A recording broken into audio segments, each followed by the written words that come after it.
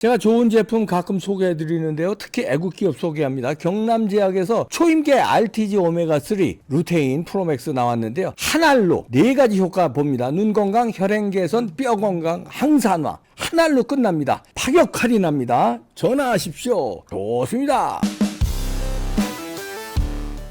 네, 갈수록 인기가 높아지고 있습니다. 스타 평론가 폴리티코 연구소의 김영윤 소장님 모셨습니다. 어서 오십시오. 반갑습니다. 김영윤 소장님의 라이벌은 김건희 여사입니다. 일단 미모로는 김건희 여사의 땅 가지고 난리를 치더니 이제 그 해외 순방 중에 그 편집샵이라고 그러죠. 그거를. 네. 그러니까 명품관도 아니잖아요. 어떻게 보세요? 거기 들어간 거. 거기가 명품관입니까? 저는 잘 몰라서. 그러니까 남자들이 몰라요. 몰라요. 잘 몰라 우리는. 그러니까 그 김건희 여사님이 살고 계셨던 아크로비스타 지하에도 편집샵이 5개가 넘어요. 아니 그 이제 편집샵하고 명품관을 구분을 좀 해주세요. 나 잘 모른다니까. 일단 저희 그러니까 여자들이 예. 명품 정도다 이러면 샤넬, 에르메스 뭐 이 정도 루이비통 뭐 이런 그까지. 그럼 뭐 디올 정도가 이제 디올. 명품 쪽이다. 근데 그쪽 브랜드들은 개인과 개인과의 거래가 아니라 그 수입 루트가 다르잖아요. 예. 그러니까 함부로 매장도 내주지도 않고 옷이 나가지도 않아요. 예. 그런데 이제 편집샵은 보따리 장사 같은 느낌. 그러니까 뭐 예를 들어서 뭐 이태리 거, 일본 거 그냥 뭐 사가지고 와서 이렇게 파는 거. 네네네. 그리고 우리가 이제 보통 이제 의상실이라고 그래요. 뭐예요? 그렇죠. 옷가게는 이제 동대문 시장에서 뛰어와서 그렇죠. 이렇게 파는 옷가게가 있는가 하면 외국 여행 가서 좀 뛰어오고 보따리 장사들이 뛰어온 거 이렇게 파는 데가 편집샵이거든요. 그렇죠. 그러니까 편집샵은 동대문이 아니라 네. 이태리 어디 브랜드를 가지고 온 가져와서. 거고 뭐 AS라든지 이런 부분은 조금 힘들고 왜냐면 판매가 굉장히 수수료 같은 게 없으니까 똑같은 것도 편집샵 가면 좀 싸요. 그러니까 똑같은 제품도 편집샵 가면 싸요. 왜냐면 AS라든지 이런 이런 게 거에 대한 없으니까. 없으니까. 왜냐면 그 회사에서 운영하는 브랜치가 아니니까. 그렇죠. 회사 대 회사의 거래라기보다는 그 큰 회사에서 개인 간의 거래 정도로 생각하는 거고 사실 그 원문을 읽어봤어요. 그러니까 이게 처음 나온 보도. 우리나라에서 취재한 게 아니라 그 나라에서 네. 윤석열, 김건희 여사가 왔다. 그래서 국빈이 방문했다. 근데 김건희 여사가 뭐 패션이라든지 문화라든지 이런 부분에 대한 영향력이 있다. 근데 그러니까 전체적인 뉘앙스 그런 분이 우리 가게를 찾았다. 그리고 물어봤다. 어떤 식으로 운영하느냐 이것이 이 나라에 어떤 영향을 그러니까 그러니까 패션이 어떤 식으로 영향을 문화니까. 미치나 네. 이런 부분에 대한 이야기를 했던데 이 좌파들은 못되게 다른 거 다 빼고. 다 빼고 수행 인원이 많았다. 그게 왜 편집샵 명품샵으로 그러면 우리가 생각할 때는 또 봐라 명품 쇼핑했네 이런 식인 거. 네. 아니 그분 명품 쇼핑 굳이 해외 나가지 않으셔도 하실 수 있는 분이시고요. 그 이미 또 명품도 많이 가지고 계실 거예요. 그렇죠. 뭐. 그러니까 굳이 거기 나가서 살 필요 뭐 있어요? 그렇죠. 그리고 지금 정의 삶을 살고 있으신 분이고 이 내조에 대해서는 굉장히 스마트하게 지금 그 윤석열 대통령을 내조하시는데 그렇게 김정숙처럼 제가 자꾸 김정숙 여사와 비교하는데 생각 없이 행동이나 말이나 하지 않는 분이라고 저는 판단하거든요. 그리고 리투아니아잖아요, 거기가. 네네네. 그럼 반대면은 있을 수 있어요. 리투아니아에 사는 좀 돈 있는 사모님이 꼭 영부인 아니더라도 사모님이 한국에 방문했을 그렇죠. 때는 명품샵에서 살 수 있어요. 왜냐하면 우리가 몇십 년 전에는요. 일본이나 유럽 갔을 때, 홍콩 갔을 때 맞아요. 명품샵 가서 쇼핑하고 그랬어요. 맞아요. 근데 지금은 한국이 어딥니까? 우리나라에서 못 사는 게 어디 있어요? 그렇죠. 오히려 상품 런칭 처음에 할 때 처음에 한국 샵에서 푼다고 그러던데요. 영화도 한국에서 개봉하고. 그러니까. 우리가 그런데 리투아니아가 국력이 뭐 어떻게 되는데 거기 가서 김건희 여사가 그러니까. 그 못 살던 사람도 아니고 말이 안 되죠. 근데 이제 이게 가장 큰 포인트는 그러니까 처음이 그 대통령 그들의 이야기가 대통령실에서 자료를 낸 게 아니고 대통령의 뭐 그 실에 있는 이름을 공개하지 않는 누군가의 이야기를 빌어서 이야기한다지만 그거는 그들의 입에서 나온 이야기일 수도 있는 거고 정확하지가 않잖아요. 거기서 뭐 김영윤이 말했다라고 얘기하면 말에 책임을 지지만 뭐 대통령 관계자 중에 얘들 맨날 주특기가 그거예요. 이름을 공개하지 않은 그러면 자기가 얘기했다 할 수도 있는 건데 그 사람이 호객행위로 들어갔다. 이것부터가 잘못된 거예요. 그 원문에서는 김건희 여사가 이 어떤 식의 이 패션이 어떤 식의 영향을 미치는지에 대해서 관심을 보였다가 주거든요. 그렇죠. 그건데 그거를 그 좌파들의 잘못 해석과 악의적인 해석으로 국내 이렇게 이상하게 풀려버린 거예요. 그러니까 솔직히 이거는 대응할 가치도 없는 거고 사실 가서 볼 수도 있는 거고 왜냐하면 거기서는 국빈 방문할 때 충분히 그런 그 시장이라든지 그다음에 거기에 사실 지역 대표하는 디자이너 샵이잖아요. 그러면 그 나라를 대표하는 할 수 있죠. 거기서는. 가서 할 수 있는 상황이에요. 우리도 여기 오면은 왜 이태원 같은 데 가서 왜 그런데 그렇죠. 안내하잖아요. 그렇죠. 그럼 다 가더만. 마이클 잭슨이 한국 와서 앙드레 김 의상실을 찾았잖아. 똑같은 거예요. 그런 거지. 그렇죠. 브룩실즈가 한국 와서 앙드레 김 의상실을 찾았잖아. 그거와 똑같다고 생각을 해보시면 앙드레 김 입장에서는 걸죠.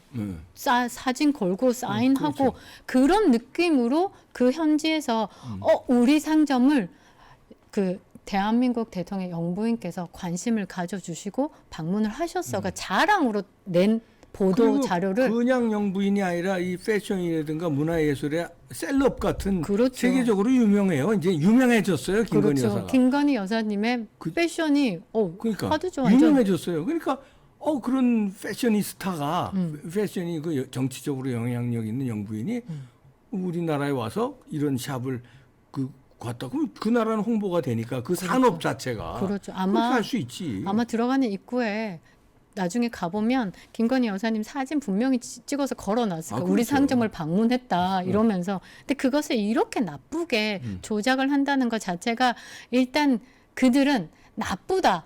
왜냐면 김건희 여사가 뭘 해도 지금 이 정권 안에서는 뭘 해도 안 되는 거예요. 이거는 뭐 거의 뭐 스토킹 수준을 떠나서 뭘 안 하잖아요. 안 안 하면 하면 안 안 한다고 그래. 왜 가만히 들어 앉아 있냐 이러고서 난리치고 또 순방을 예를 들어서 김건희 여사 이런 논란이 있어서 윤석열 대통령 혼자 가잖아요. 왜 김건희 여사 안 따라갔냐 이렇게 난리치고 그러니까. 순방을 갔으면 왜 호텔 방 안에만 쳐 있냐 이러고 난리칠 사람이야. 그저 편집샵도 좀 가지 이러고 난리칠 그 사람이야. 나라에 가서 좀 인사 좀 하고 댕기지 뭐. 그러니까 못됐어요. 그냥 뭘 해도 그냥 무조건 미우니까. 근데 이게 팬덤 서로 부딪히는 상황에서 그녀의 이제 뭐 쉽게 얘기하면 독특한 뭔가라고 생각을 해야 되는 건데 근데 이렇게 해외 순방에도 격식을 갖추고 이런 부분이 말씀처럼 유명해졌거든요. 그럼요. 유명해져서 이제 제일 잘하는 게 이런 예술, 문화 이런 거에 그 김정수 Do you know BTS 이 말로 그냥 이게 아니라 정말 기업인으로서 전문가잖아요. 정말 큰 기획을 전시를 하고 문화를 이렇게 예술로 알리는 사람이기 때문에 그 영향력이 장난이 아니란 말이죠. 이것을 우리나라가 인정을 해야 되는데 그냥 김건희라서 싫은 거야. 벌 받습니다 정말. 왜 그걸 이렇게 싫을까? 질투인가? 질투도 아닌 것 같아. 이거? 그냥 미움. 그러니까 부러워서 증오하는 것 같아요. 부러우면 진다라고 얘기하던 거죠. 이미 너네들은 졌어. 이미 졌어요. 부러운 거예요. 왜냐면 이쁘지, 돈 많지, 똑똑하지. 다 갖췄거든. 영부인이지. 그렇죠. 미운 거야. 흠이 없어. 죽이고 싶어. 막 이런 거죠. 저런 거 가지고도 막 흠 잡더라. 저 나이에 어떻게 허리가 요만해. 그러면서 그 욕을 하더라니까. 허리가 요만하다고. 저 나이에 나이 50대 어떻게 허리가 이럴 수 있어 이러면서 욕을 하더라니까. 그러니까 그냥 그거 왜 욕하는 거야 도대체. 부러운 거예요. 그리고 청바지 핏이 되게 예뻐요. 왜냐면 다리가 너무 기니까. 저도 처음에는 서 있는데 깜짝 놀랐어요. 다리가 저렇게 길어? 보통 청바지 핏이 너무 예쁜데 그 주변에 우리 입주민들도 하는 이야기가 청바지 입은 날 많이 본 분들이 욕하는 거예요. 어떻게 저 나이에 청바지 저렇게 예쁘게 입히냐고. 그것은 나팔 바지인데. 그리고 또 이거 욕하는 사람이 그 김건희 여사가 원래 키가 작은데 키 높이를 엄청 한 거래. 그러면서 그거 수사 그리고 사진을 뽀샵한 거래요. 그 대통령실에서 내보낼 때 김건희 여사 키가 작은데 크게끔 해서 이게 뽀샵을 해서 내보냈다. 정말 아니 직접 보셨어요? 김건희 여사? 키 커요. 말도 못하게 커요. 저 깜짝 놀랐어요. 얼마나 돼요 키가? 저 거기 공식적인 거는 한 170 정도라고 얘기하는데 그 아우라 핏 170이면 무지하게 큰 건데 여자 키가. 유신 커요. 근데 정말 허리도 요만하고 네. 예뻐요. 아. 그래서 그 나이라고는 고와요. 그러니까 저도 팬심이 있는 건 맞아요. 왜냐면 그냥 김영우 소장도 질투를 느끼시나? 김건희 여사 보면? 아우 저기 얘기를 하죠. 너 이뻐 막 이렇게 하는데 그 팬심이 그러니까 질투 있죠. 왜 없어요? 시인인데 그렇게 아니 우파도 질투를 하면 좌파들은 뭐 더 하죠. 난리가 나겠구만. 질투 정도가 아니라. 그러니까요. 근데 사실 그래요. 그들이 말하는 것처럼 막 이번에 뭐 줄리 의혹이라든지 정말 못된 의혹들 내걸잖아요. 네. 그 좌파들은 그거 아직도 사실이라고 믿고 있는데 그래. 김명수 사법부에서 도저히 안 돼서 이 사람들 검찰에 송치했다고 하면 거짓말이란 걸 누가 봐도 알잖아요. 예. 그래서 저는 이야기하고 싶어요. 진짜 30대 중반부터 우리 가족들은 봐왔잖아요. 예. 이뻐요, 고와요, 착해요. 본의 아니게 그 같은 아파트에 사시는 걸로 혜택을 받아서 그러니까. 복도에서 오가다가 많이 보셨죠. 그렇죠. 그리고 윤석열 대통령께서 이제 중수부장 하실 때부터 그 부부가 식사하고 산책하고 이런 모습도 계속 봐왔고, 아니 잘 생각해 보세요. 코바나 콘텐츠를 본인이 살고 있는 아파트 지하에 네. 본인의 회사를 들일 정도면 예쁘게 살았겠어요. 정말 그들이 얘기하는 만큼 흠있게 살았겠어요. 그리고 한 아파트에서 건 20년 정도를 사는데 정말 아름답게 살았겠어요? 아니면 흠 잡힐 만큼 살았겠어요? 흠 잡히게 살았으면 이사 갔죠. 아니 그게 아니라요. 지금 그 중요한 지적했는데 사무실을 집하고 같은 아파트에 안 쓰지. 아이 그렇죠. 왜냐하면 일에서 험하게 했거나 뭔가 구린 게 있으면은 조금 이제 떨어진 데 있죠. 그렇죠. 그 같은 건물에 안 있죠. 그러니까 상식적으로라도 생각해봐도 그들이 얘기하는 그런 억지, 주장, 거짓 선동 정말 악마화시키는 그게 맞냐고요.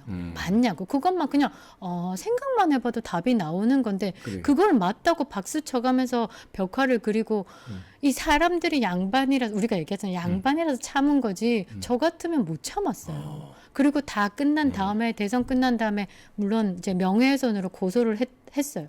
김명수 사법부 안에서 이 사람들 검찰에 송치를 했고 답이 나오잖아요. 그러면 이 좌파들이 봐도 이게 거짓이고 억지 주장이라는 거가 답이 나온 상황에서 이제 그만해야죠.